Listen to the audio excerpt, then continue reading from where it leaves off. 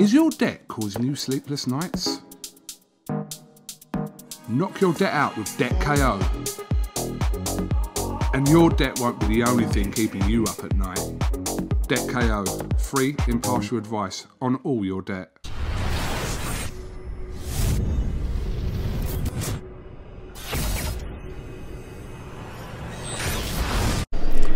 Andrew McCART, IFL TV in association with MTK Global.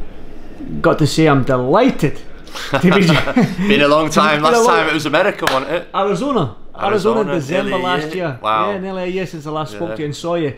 Well, how's things then? Yeah, alright mate, just mad in this environment, isn't it? Like you say, I was in Latvia a couple of weeks ago with Jose Burton with no restrictions and a crowd, and here we are now back in the bubble with no crowd again tomorrow night. But it's good that the show's going on, and like I say, MTK putting shows on, keeping fighters busy while Frank and Eddie getting the TV shows, and like I say, everyone's trying to do stuff with hands tied behind the back, but at least they're keeping the sport alive. Exactly, that's well said there. Well, there's a reason why we're here, wherever we are, Rotherham, Wakefield, Sheffield, I don't know where we are, but we're somewhere, with Timbuktu. Paul Butler, yeah. I mean, 8 stone 6. He said to me earlier that that's the best he's ever made the weight. Yeah. How ready is Paul to make another assault on that bantamweight division? Yeah, no, definitely. 8 stone 5.5 it was today. Championship was 8 stone 6. And when they said about Paul fighting, I said to Paul, yeah, you're fighting. He said, it's only 10-8 round. I said, I want you to make championship weight. And I said, no, you need to take championship weight. You've got to keep your ranking. You've got to keep relevant. Getting to governing bodies. Paul's ranked 3 of the IBF. We've got the Inoue fight at the end of the month, and Paul's trained hard. He's knuckled down. He looked in great shape on the scales today, and as you see, he's just full of enthusiasm there watching the football. He was a bit devo today with the result, only 2-2, but like you say, he's in there watching City Arsenal now, so football fanatic, but he's in good shape. And I think as well, the opponent, Ryan's a good fighter. It's not something that we've thought, oh, we've just got to rock up and beat someone. Ryan's a good fighter. If you look back at his career, he's got a good coach. His coach is ambitious, he's learning. They've been down there sparring with Ben Davidson's lot. And Ryan Walker's improving. His performance last time out, he mostly felt hard done by, although he lost to a really good fighter in Lee McGregor, who's improving all the time. But he has got some good skills, and he is talented, and they're up for it. They're not said much, and I know why, because they're thinking they've got to come and pull off the shock upset. So me drumming that into Paul has made Paul absolutely on it, as in like can't slip up, can't take her off the ball, and Paul's really looking forward to going in there and putting a good performance tomorrow night. He said to me that if and when he can, he's going to put a demolition job on him. Does Paul need to do that? Does he need to put on a performance of his life to stamp his authority on that bantamweight division again? Because it's one of the divisions, the light divisions are sometimes forgotten about because there isn't that depth of talent down there, but the bantamweight division seems to be full of talent, especially world level and domestically in this scene as well. So does Paul, obviously with 10 months out of the ring, does he need to go in there and put on a stellar performance, so to speak?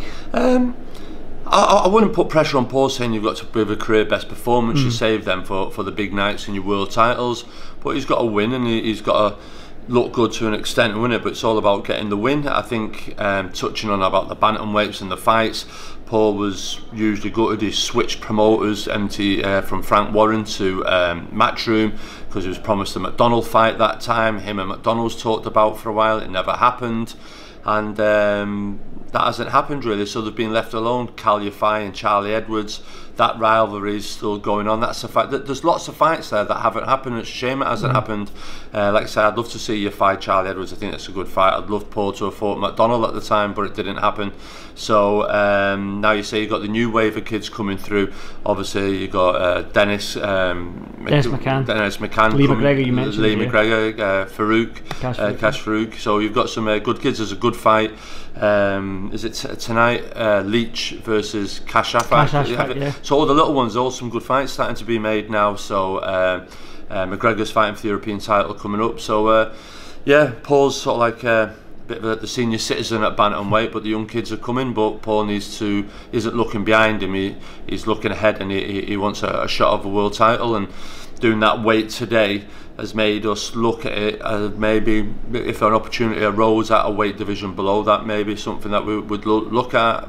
And it's mad because Paul 3-4 years ago was adamant when he joined me, can't do that weight, and I think he failed weight for some eliminator on a Frank Warren show. Yeah, and then he's done that today, so that shows the intent as well, Paul. People think when they start getting to 30, 31, 32, the desire, but there isn't much mileage on the clock with Paul. Obviously he's lost to Teta, he lost to Rodriguez, but that's about it. There's no mileage on him. He's the same as what Callum Johnson is in the gym.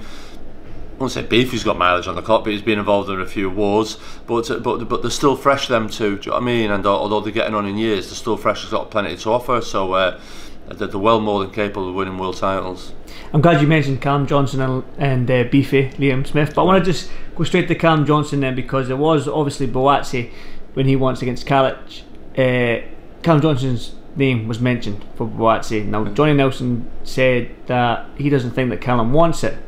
Something along them lines, don't quote me on that, but for you, Callum's been out the ring for a long time, and for him to fight Betty Biev and go over to the States to fight him, that's not the case, is it, CJ? No, listen, it's a double-edged sword, that. I thought to myself, a bit, Johnny, you got me there, like, do you know what I mean? But at the same time, what Johnny said has put Callum into the spotlight a little bit, so thanks, Johnny, and also, Johnny must have been on crack at the same time. It's... No, because you can't levy that, but I understand the point he was trying to make, that Callum isn't shouting out of Buatsi Yade, but Callum doesn't feel that he needed to be, because Callum's the number one. Callum's fought BTBF, went back and fought Monaghan. There was talks about him fighting Joe Smith Jr. last year that he agreed to. Then in February this year, Eddie Hearn offered us the Bivol fight, and we said we'd take that. That hasn't happened. Callum then was mandatory for the European. He's still got the European fight. He was due to fight for the European title on the... Scott Quigg Bill in Manchester, got put back for no reason to Ritson's in April, then Dillon's May, then the coronavirus. Eddie came back then in summer camp and said we'll do that European title fight, but Callum Johnson will have to take like a 40%, 45% pay cut for it. I thought it wasn't the biggest money at the beginning for the European title fight, so I put it to Callum Johnson. He went no, and then in the next text he went, fucking hell, Eddie must hate me, he mustn't have offered me that. So he didn't take it. So Buatsi the other day fought, and obviously Callum's relevant. So I said to Callum, because we're trying to get him out, what do you want to do? He says, bollocks. He says, tell Eddie, we'll go straight in with Buatsi in December, because they said Buatsi was fighting twice out then and on the Joshua undercard. So I texted Eddie, sent to him and said, listen, Callum Johnson, you're making a big thing of Buatsi being out for 400 days, CJ will be nearly out for 600. I said he'll go straight in with Buatsi in December, make us a serious offer. Then Eddie replied back and said Buatsi is out this year now of eye damage, he's not here till next year, but I'll send her offer over. He sent it sort of like a 3-fight offer over on the Monday evening, and I replied back on the Tuesday along the lines of, no Eddie, you said you'll make us an offer, and I said it, showed it Callum, and same thing again. Callum thought, wow, how can you be serious? Said to Eddie, go and offer that same offer to Anthony Joshua for Buatsi and see what they say. And because they'd fall off the settee laughing at it, do you understand? So, and that's another thing, just to touch on it. I know it's hard times, and I know everyone's asking to be taking a pay cut. They've said to Natasha John, I'll get on to Natasha in a moment, but they're saying, oh, boxing's got to take a pay cut. So hang on a minute, transfer deadline's just gone. I've never seen one footballer say I had to take a wage cut because of no crowds to move clubs. I've not heard no Premiership footballer say I've had to take a pay cut because there's no crowds. I've seen Lewis Hamilton fly around the track on Formula 1. I've not heard him say I've had to take a pay cut. Both them sports are televised by Sky. So Sky haven't cut Formula 1's money by the looks of it, or Football Premier League. So I've not heard Sky say they've cancelled boxing money. So why are Sky or whoever at Sky, whether it be Adam Smith, Ed Robinson, telling Eddie Hearn, or if it's Eddie Hearn and Frank Smith telling everyone, no, you got to take a pay cut? Because has Sky's money changed? Have Sky told boxing, like, because there's no crowd, but boxing is the only sport, well, until today now, the football pay-per-view, that can generate a crowd. Boxing is doing pay-per-view events that's generating some source of income. Now the shows that are being on Sky at the moment aren't your 12 fight cards, the 5/7, so they're saving 5 lots of fights already. Alright, and there's not a crowd, but you've still got a pay-per-view vehicle that you're using to generate money. So why are the fighters being asked to take less money. I just don't understand why they must take money. So have Sky told them, we've cut your money? Because as far as I'm aware, I've not heard no footballer, even tennis players when they're playing Roland Garros, none of them have been told that the way just cut. So why is everyone keep saying to the boxers, are we just the poor relatives? And people going, oh, it's less money, no crowd. No, but they've got no crowd at Old Trafford, and there's no crowd at Everton or Goodison today, wherever it was. But their players aren't being took, so why ours? Yet you have a vehicle to generate money for crowd money in a pay-per-view event. So yeah, that's a bit disappointing, really. And I can guarantee you, or I'm assured, Anthony Joshua, Dylan White and Derek Chisora's money won't be chopped or cut in half, and I don't think most probably Josh Buatsi's was last week neither.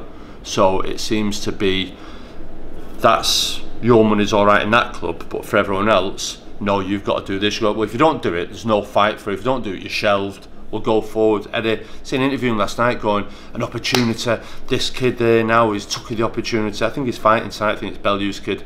Yeah, Shaq. Yeah, Shaq Spears, Bellew kid, and this, that. Eddie, hang a minute, Natasha Jonas will jump in with anyone. She just wrote, Liam Smith will fight anyone, and Callum Johnson keeps mithering me to mither you. You said in an interview last night, oh, it's hard, who do we go after, Bivol or BTBF? How many times do I have to tell you Callum Johnson wants a rematch with BTBF? Go out and do it.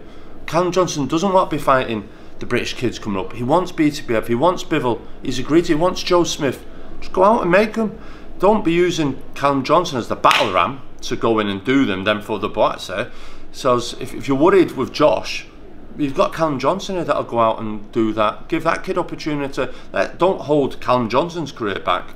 Wait until you think, oh, is Robert McCracken free this month? Oh no, he's at Olympic training. Joshua can't fight this month. You're all hanging on what McCracken says when Josh Buatsi can fight. You're holding Callum Johnson back. Callum's done nothing wrong. He was out 500 days after he won the Commonwealth title and walked straight in and beat Frank Buglione. So it's like, don't hold the kid's career back. Go and get him the big fights. You've dangled the carrot 3 times this year, this last 600 days. Bivol and Joe Smith Jr., none of them materialised. And you try to hold him back and hold him back, not give him work, and let the young kid come through and try and take the plaudits. Callum Johnson goes and beats a Joe Smith, a BTBF or a Bivol, then that's a massive, bigger world title fight. Anthony Yard versus Josh Buatsi at the O2. How much do you think them two kids will want for that? They've got to want a lot of money, aren't they? They must be, what, $1 million each, I'd say. 5, 6, 7. You're on them type of numbers, all right? So how much would Josh Buatsi want for Callum Smith Johnson? Most probably similar monies or just a touch less. So why Callum Johnson, number one, got to get fractions of it? Don't make sense. He's a popular kid, Callum Johnson. He's a Commonwealth Games gold medalist. He's the BBC Sports Person of the Year for his region. They've just named a road after him.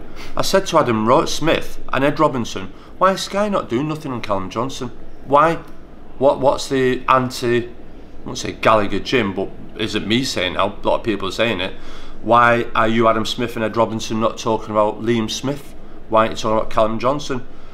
Why are you saying now, Natasha Jonas, if you don't fight for that rubbish money, you're not fighting until next year? That's absolutely morally wrong on all levels.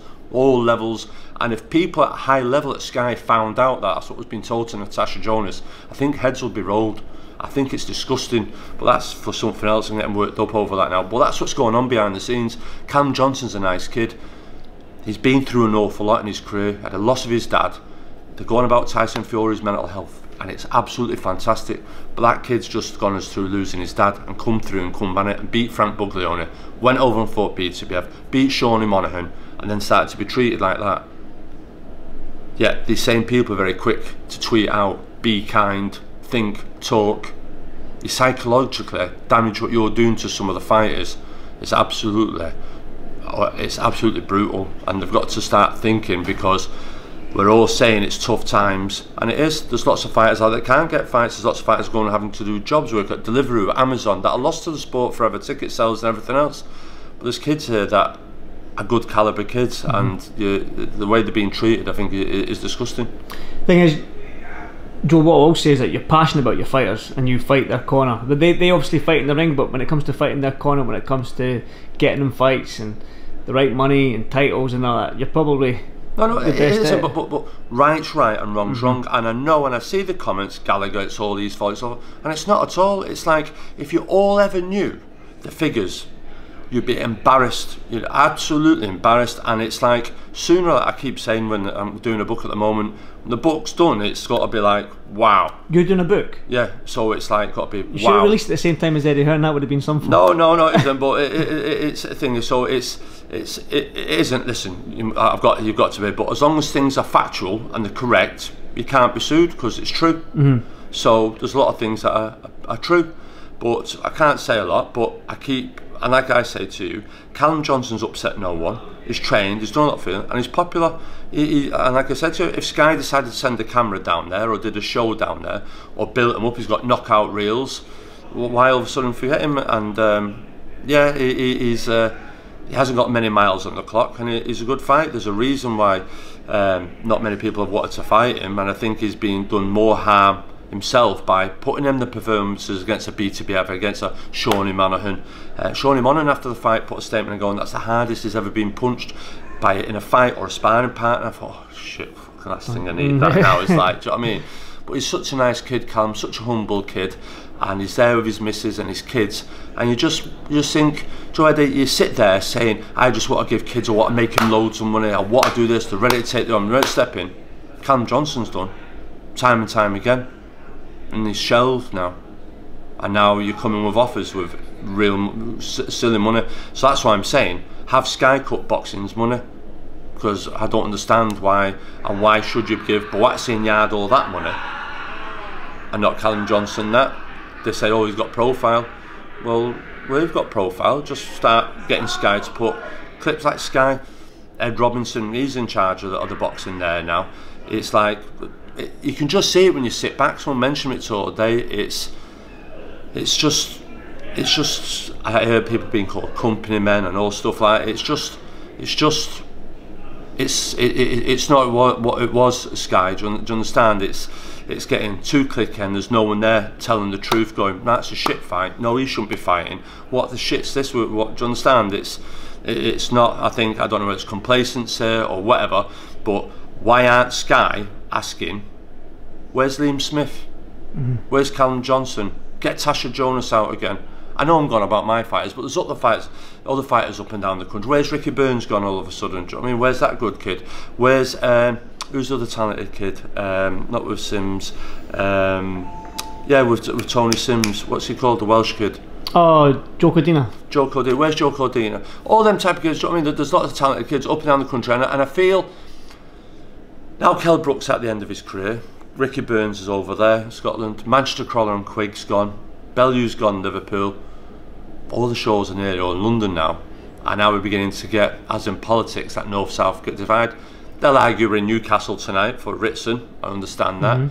They could still go to Liverpool an awful lot with Paul Butler, Callum Smith, Liam Smith, Fowler, Jazza Dickens. Do you know what I mean?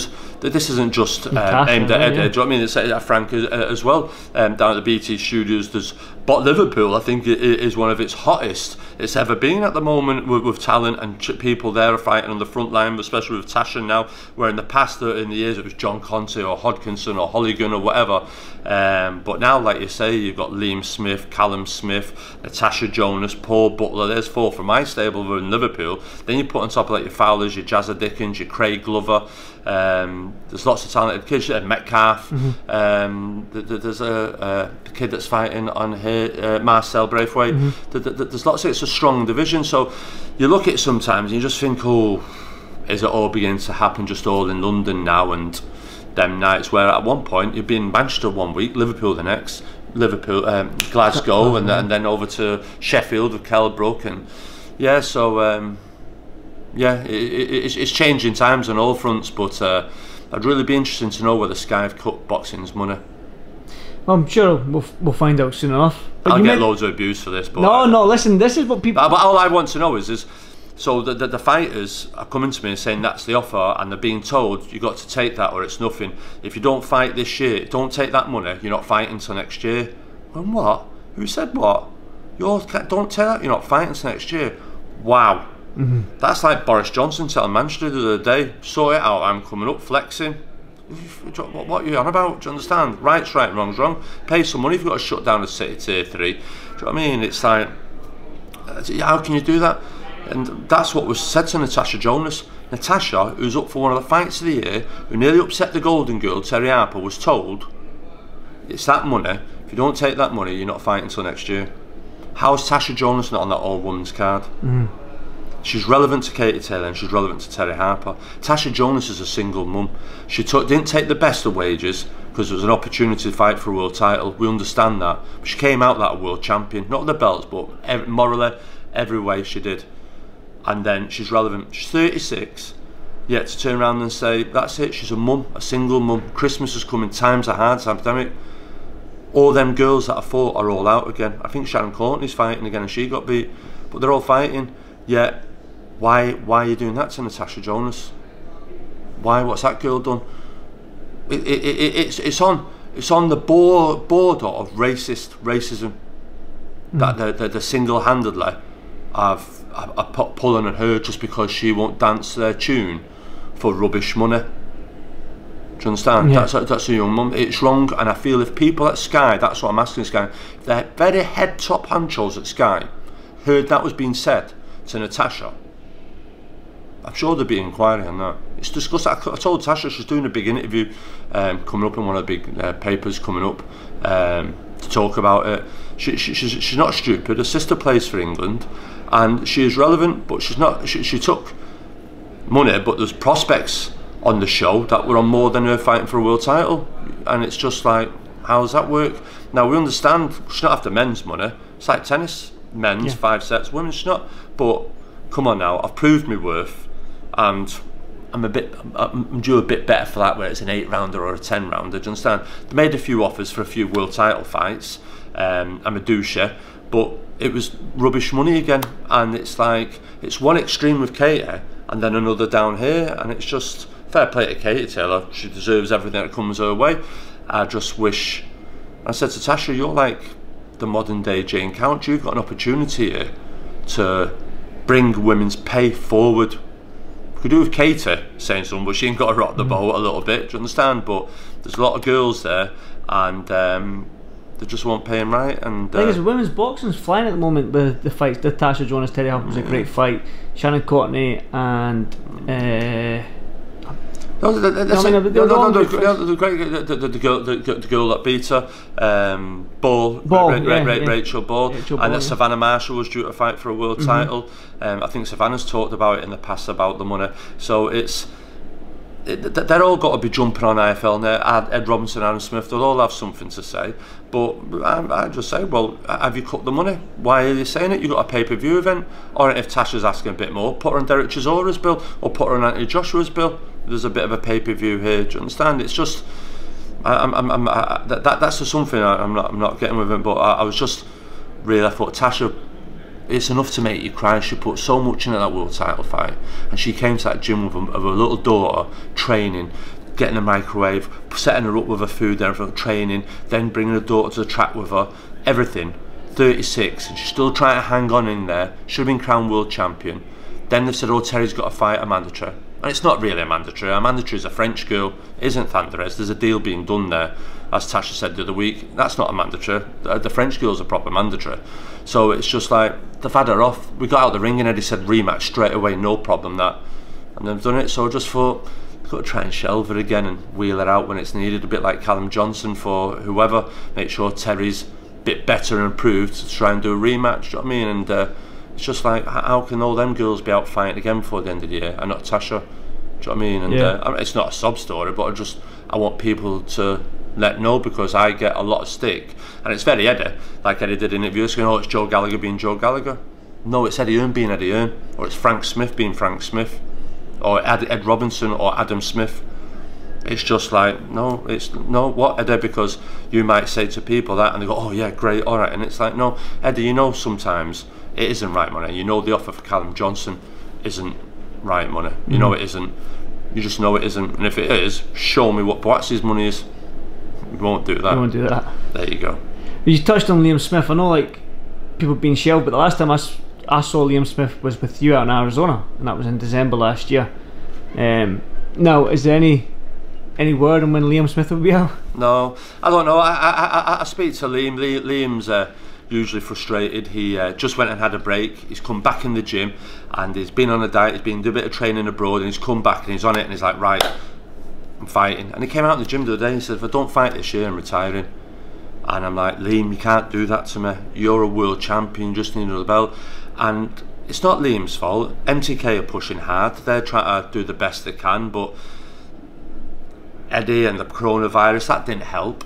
But just before that though, Sky and everyone wanted to know Liam Smith. They started wheeling him out to the Kell Brook fight. And it's like, you half used him there really, just for Kell Brook to give him a bit of profile. But now it's like, oh, he's not relevant now. Adam Smith, you're Sky Boxing, why aren't you asking, where's Liam Smith? Where's Callum Johnson? Where's Tasha? Where's Paul Butler? Where's Terry Flanagan gone? Where's Ricky Burns gone? These are good solid fighters that were world champ. Jamie McDonnell, another good kid. Gavin McDonnell. There's fighters still hanging on there. Alright, they might be at the tail of their end, but they all deserve a little bit more respect than that. Do you understand? And I feel Walsh brothers, another set of great kids. So for Liam, I've said to Liam earlier on this year, well, that Vargas isn't going to happen. He doesn't want to know. He doesn't really want it, and he'll be wanting to pay stupid money to fight you because it's a massive risk. So I said all along, why don't you just try and get a European title fight? It's easy to do. Garcia or Cheeseman. I said, you beat Egerton. I said, Liam Williams is on the point of fighting for a world title, but he's just had to deal with a domestic situation with Robinson, and it was one round, and it was. But Cheeseman's got an IBF high ranking. So say to Eddie, right, okay, then we'll fight Cheeseman. I'm sure Cheeseman would take that fight. I don't know what's come back and said, but I said to him, fight Cheeseman, it's a domestic fight, he's IBF 3, 4, 5, whatever he is. So that's another ranking you'll get, and it's a domestic fight, and that's what we can do. Otherwise, get the European title fight. Garcia beat Cheeseman, it's a good fight. And then we've seen someone tweet the other day, Eddie Hearn reckons Fowler and talks for the European. And I sent it to Liam and went, what the hell's that about? And Liam went, I ain't got a clue. And if Liam Smith retires this year, it will be the biggest travesties in British boxing. Everyone that comes to that gymnasium and watches him spar all turns round and goes, wow, didn't realise it was that good. Didn't realise that. And he'll get in with spar anyone and everyone. He's just been helping Flatley, been helping McCART. He'll spar everyone and anyone. And that's it. And you've seen it there. He'll have Gum Shield, world travel, proper old school, Mexico, great performance, Arizona. Do you know what I mean? It's just he's a good kid and a likeable kid. Definitely. And the same with him as well. Talented, got a new family, baby, and he wants to go out there and fight. He knows come to end, and he wants to fight. And he's sat there and he's watching Kell Brook go and getting so many million for Crawford. Liam's waiting on that WBO fight, and then he's worried that if Crawford wins, he'll move up and that fight will disappear. So he's just like left in limbo a little bit. But I said to Liam, just sell Eddie, maybe go and make Cheeseman. What's wrong with that? I think that's a fight. If Cheeseman's on about world titles, well, Liam Smith's the #1 in the country. You fight him, or if not him, tell Eddie, oh, hang on a minute, Fowler, I'm having the European, not him. I'm not fought for a year. I'm up. Do you understand? So listen, that's down to I'm sure negotiations. Liam and MTK are pushing Eddie hard in that, but how a kid of that talent. It's hard to say we've been out of action for so long because we had the pandemic, we all understand, and we've always finding our feet. But I do feel them fighters should be out a lot quicker than others, if that makes sense. Do you know what I mean? The established ones, because you can do world title fights for them, because if you don't get the big kids out, surely Sky ain't going to start doing shows and 8 and 10 rounders with prospects, because they're wanting big fights.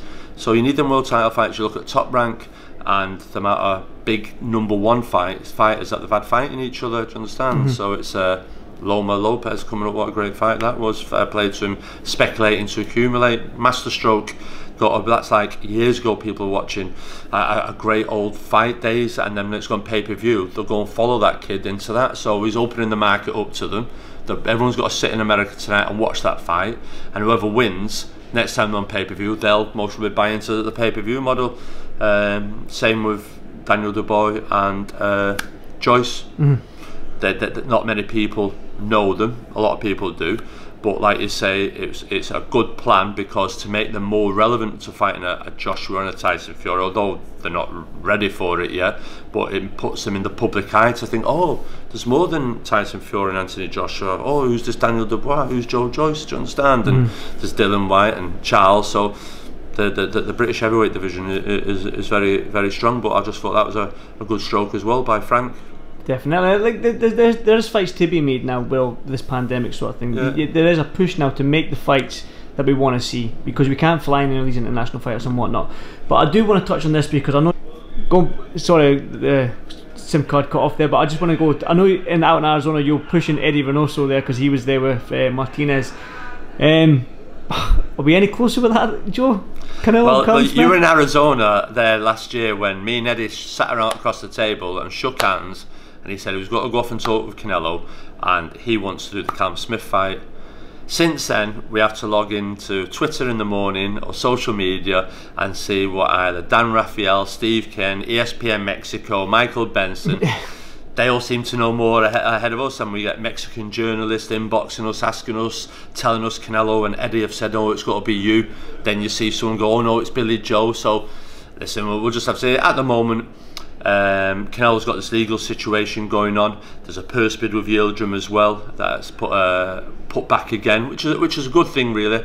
I said to Callum, because he's trying to resolve this DAZN legal thing, I'm sure he'll want to try and resolve it. If he doesn't, and then they sort of like put rules on him where he can't fight and stuff like that, then that Yildirim purse bid goes. And that's what Callum Smith is looking for. If that Canelo Yildirim fight falls through, Callum Smith at long last, briding Maurizio at the WBC, and the board signed Callum off eventually, and him Yildirim will be for the vacant WBC belt, or like you say, it could be him and Canelo, but they're the two options at the moment, so it's just wait and see. So that's how it is. If Canelo, I said it, same again, it's Billy Joe Callum or Yildirim, so we'll just have to wait and see. But listen, you hear all types of rumours, don't you? It changes all the time. So Callum's in the gym, and like I said to Callum, well, Canelo's expecting to the fight, by the way, that he's going on in training, like, do you know what I mean? He's knocking heavyweights about the ring, and when I seen him sparring that heavyweight, I texted the group, Callum went, if anyone's ever getting ready for Callum Smith more so in my life, that sparring video said it all then. Like, not so much because he was a heavyweight, but size, his jab, his reach, try to jump in with a left hook, although Callum's never done that in his life. But you just understand gauging. And then the other week, Canelo was sparring southpaw, so he's always throwing red herrings out there to, oh, it's definitely Billy Joe then if he's sparring a southpaw. So they've mastered that art very well, like they've really learnt off Mayweather. So listen, Canelo wants to fight this year, Callum Smith wants to fight this year. If it gets done, brilliant. If it doesn't, well, we'll have to see what Eddie can deliver for Callum. But he definitely needs to fight. Maybe he might pop up in an AJ undercard. We don't know, but then again, that's a different story, isn't it? I've got to ask, what's your relationship like with Eddie Hearn? Are you friends? Yeah, no, listen, I got on well with it. It's like anything in life. Me and Eddie can agree on 99 things that suit Eddie. But the one thing it doesn't, then I'm the biggest dickhead, tosser, wanker, hardest man in boxing to deal with. So that's it. And I got on very well with Eddie and Barry in the fact that always grateful for what they've done for the fighters, the stable, the nights within Manchester, everything else. But sometimes it's just because we get on so well and everything else, it's just like, well, hang on a minute, Ed, that's not right. You're offering him how much for that? Come on, fuck off. I know how much he's on, and you're offering that? Come on, fuck off. But Eddie's becoming a bit stubborn, but I don't think it's so much Eddie now. I think it's Frank Smith. Frank Smith avoids a lot of bullets because he seems to be taking over the boxing a little bit. So yeah, we'll just have to see. There's lots of politics going on, but no, I got on well with Eddie. Eddie always says it's Joe Gallagher, and I'll just say it's just Eddie Hearn. Eddie's a great salesman and everything else, but I think the offers that he offered me, I know Joshua wouldn't have them for his fighters. I know that 100%.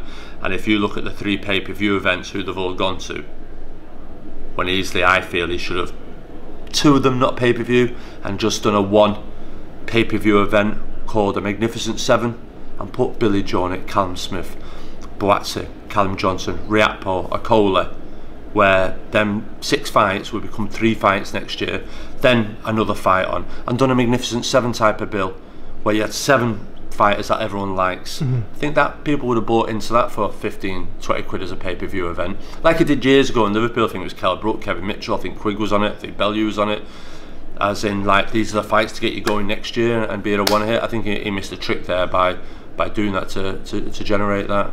That's what I think so anyway, but who am I? I said it. Well, I can say I'm a promoter now because I've done 3 shows. You've done 3 shows, yeah. Yeah, so but not into the scale of that anyway. So.